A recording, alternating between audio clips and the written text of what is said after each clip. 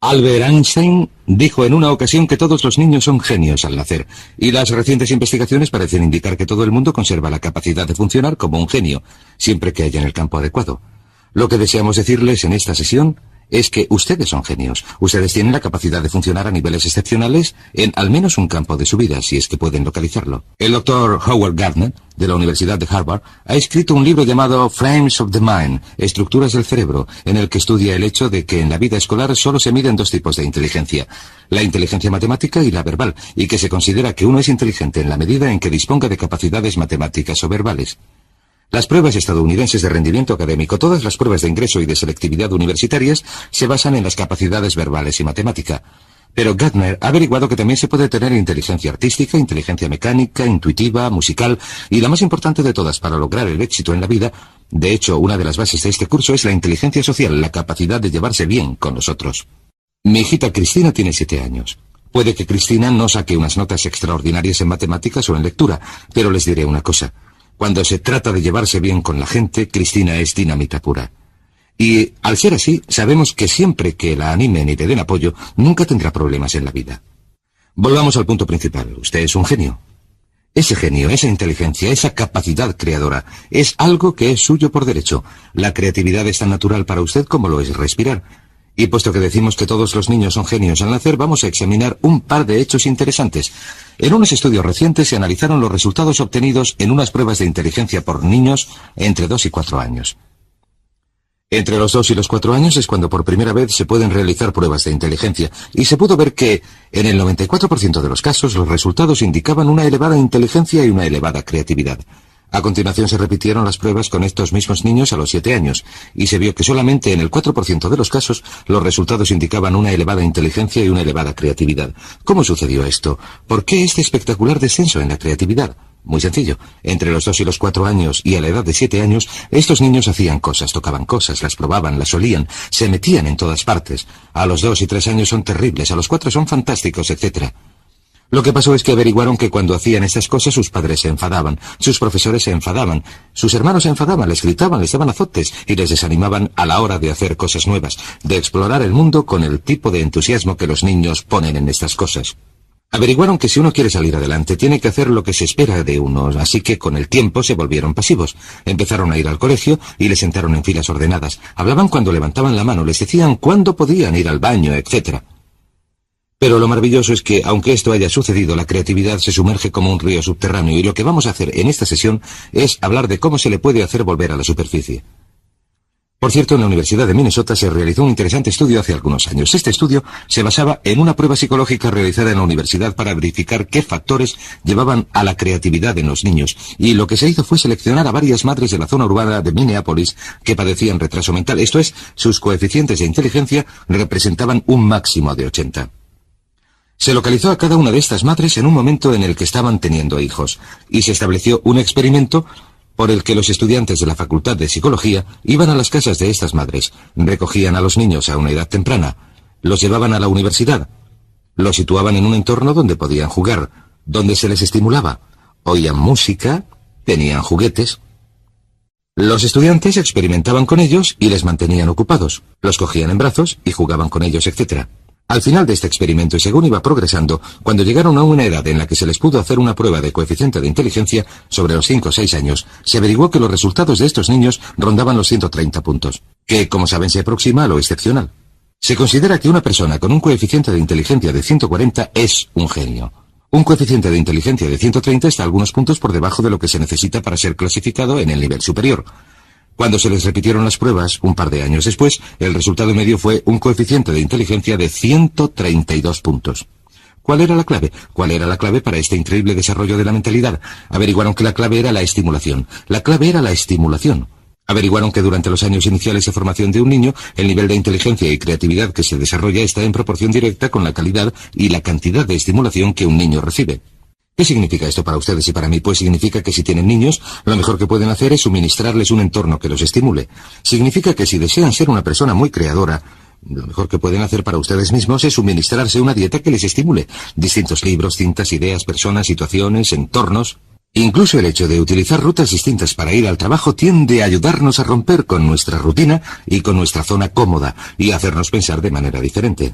Hay algo conocido como la ley del uso, o un principio denominado la ley del uso.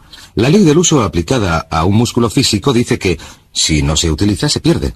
Si no se utiliza un músculo durante un periodo de tiempo, se atrofia y no se puede utilizar. La ley del uso también se aplica mentalmente a su nivel de creatividad. Dice que si uno no utiliza su creatividad, ésta se atrofiará al igual que lo haría un músculo. Pero una cosa maravillosa que hemos averiguado, en un caso tras otro, es que si uno empieza a poner a prueba su creatividad, si empieza a exigirle cosas al igual que lo haría con un músculo si empezara a levantar pesos, si empieza a exigirle cosas, empezará a entrar en acción, empezará a hacerla moverse y, si lo prefiere, a estimularla con nuevas ideas y pensamientos. Así que la clave consiste en empezar a estimular su mente alimentándola con todo tipo de cosas que hagan que rompa con la rutina habitual. Hay otro aspecto interesante de la creatividad que resulta importante: el lenguaje. Una de nuestras averiguaciones consiste en que una de las correlaciones más estrechas en nuestra sociedad, la correlación directa con el éxito en cualquier campo, es la que existe entre el éxito y el conocimiento verbal. La persona media de habla inglesa utiliza menos de 1.200 palabras en su vocabulario diario, de un total de unas 500.000 palabras posibles. Hemos averiguado que el nivel de creatividad y de inteligencia del individuo están en proporción directa con el número de palabras cuyo significado conoce y que puede utilizar en una conversación.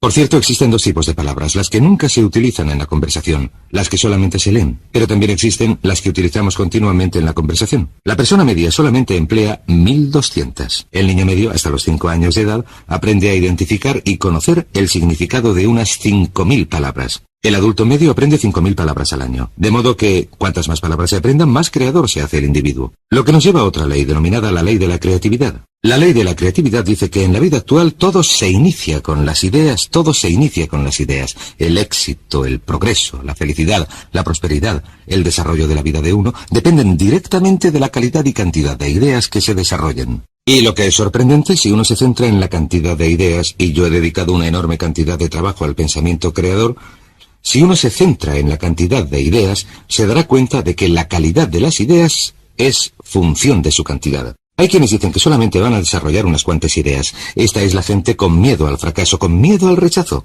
Si uno se centra en generar una elevada cantidad de ideas nuevas que de algún modo mejorarán las cosas, ¿qué es la creatividad? La creatividad es la capacidad de producir mejoras.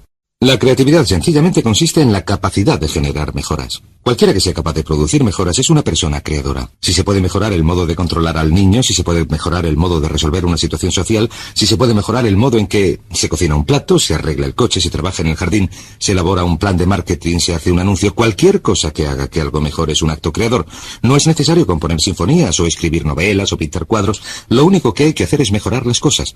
Una serie de pequeñas mejoras puede producir unas diferencias extraordinarias en el rendimiento. De modo que la ley de la creatividad dice que el futuro, el éxito, la felicidad, en muchos casos la longevidad, estarán determinados por la calidad y cantidad de las ideas que uno produce. Pero, ¿qué es lo que controla la creatividad? En mi opinión, 3 cosas. La primera, las experiencias del pasado. Si uno se ha educado en un entorno, especialmente durante la infancia, en el que se le ha animado a pensar con creatividad, entonces será una persona creadora. A nuestros hijos, desde luego, hagan lo que hagan, siempre les decimos lo inteligentes que son, lo creadores que son, lo interesantes que son, lo divertidos que son. Y cuando están cerca de nosotros, siempre hablamos delante de ellos de lo creadores y listos que son nuestros hijos. Así que nuestros niños creen que son pequeños genios, y probablemente, puesto que son nuestros hijos, no andan muy equivocados. En segundo lugar está el hecho de que el autoconcepto de un adulto con respecto a la creatividad es muy importante. ¿Se considera usted una persona creadora? Pues bien, como dijo Henry Ford, y ya lo hemos comentado antes, tanto si cree que lo es, parafraseando sus palabras, como si cree que no lo es, tendrá razón. Si su autoconcepto consiste en que se dice, creo que soy una persona creadora, esto es lo que se convertirá en su realidad. La mayoría de la gente cree que no son especialmente creadores sencillamente porque no han puesto a prueba sus capacidades creadoras desde hace tiempo. El tercer campo que determina su creatividad es su entorno actual. Si usted está en un entorno que fomenta la creatividad, que fomenta las ideas nuevas, verá que se le ocurren ideas. Tom Peters, en su libro In Search of Excellence, Buscando la Excelencia, dice algo estupendo. Dice que si les dejáramos, la gente nos ahogaría en ideas. Dice que las empresas más prósperas son aquellas donde continuamente se genera una enorme calidad y cantidad de buenas ideas.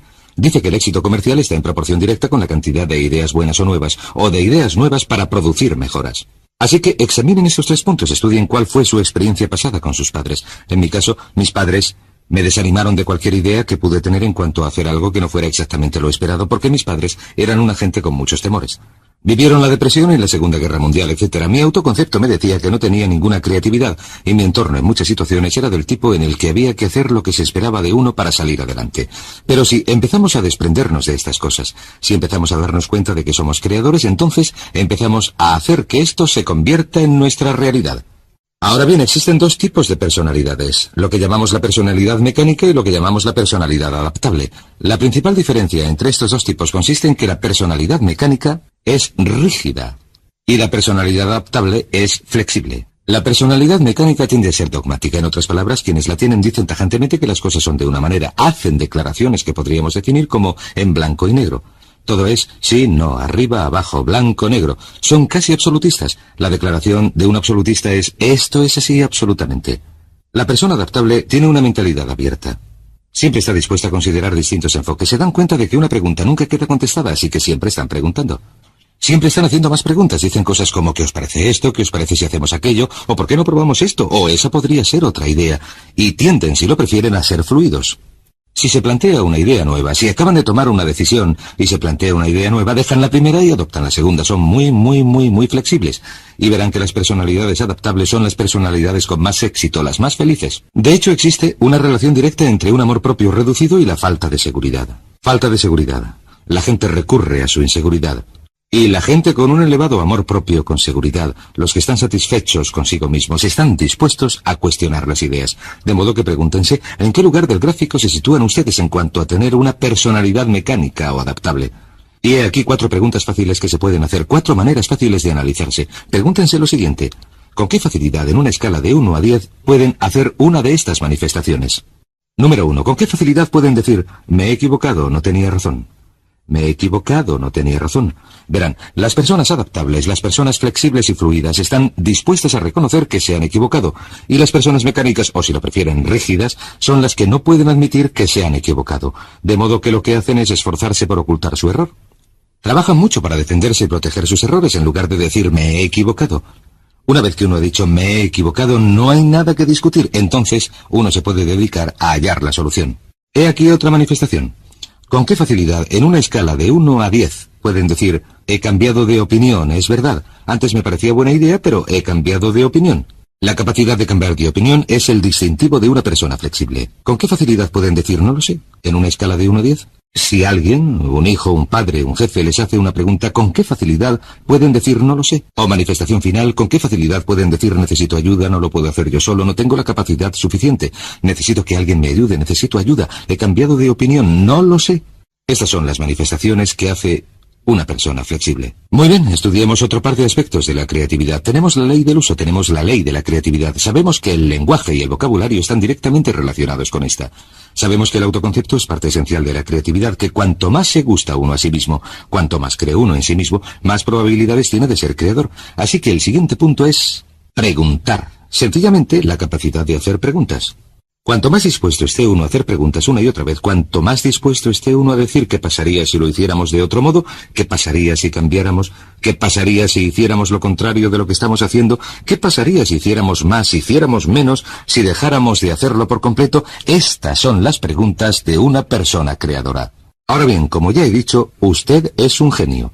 Sin embargo, ¿va usted a desarrollar su genio plenamente? El único modo de que pueda desarrollar su genio plenamente es empezando a utilizar algunas de las técnicas que hemos comentado en este seminario. Una de ellas es tener unas metas muy claras. Si usted tiene unas metas claras que desea lograr, estas estimularán su creatividad como comentaremos en el próximo módulo.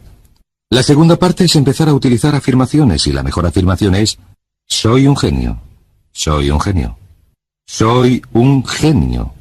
Y repetirlo una y otra vez. Sucederá algo sorprendente si repiten estas palabras. En su mente consciente y subconsciente, cuando empieza a decir una y otra vez en su mente consciente, soy un genio, soy un genio, soy un genio, usted impulsa el mensaje al subconsciente.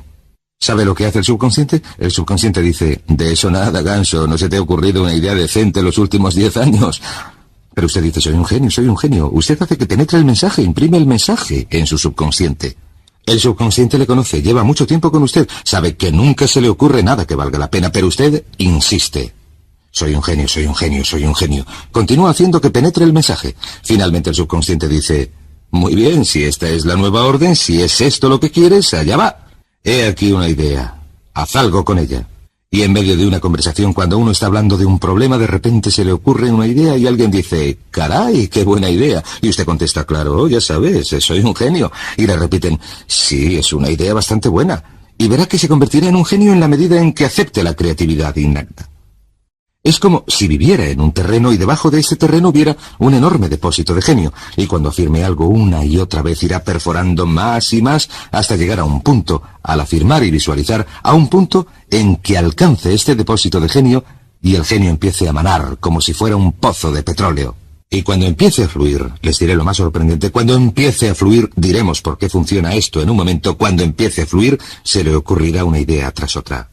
Pues bien, el punto más importante de todo este asunto consiste en entender lo siguiente, que no hay nada que no pueda lograr si explota este genio, que toda productividad y prosperidad se derivan de las ideas y que la fuente de las ideas es inagotable, lo que significa que su potencialidad es inagotable. Significa que no hay límites en cuanto a lo que puedan hacer, o tener, o ser, si desbloquean su creatividad innata, que si repiten una y otra vez, soy un genio, soy un genio, soy un genio, soy un genio, y a continuación esperan confiadamente, en el momento preciso en que la necesiten, se les presentará la respuesta precisa en la forma precisa que deseen. Y en el módulo siguiente les voy a decir cómo y por qué funciona esto.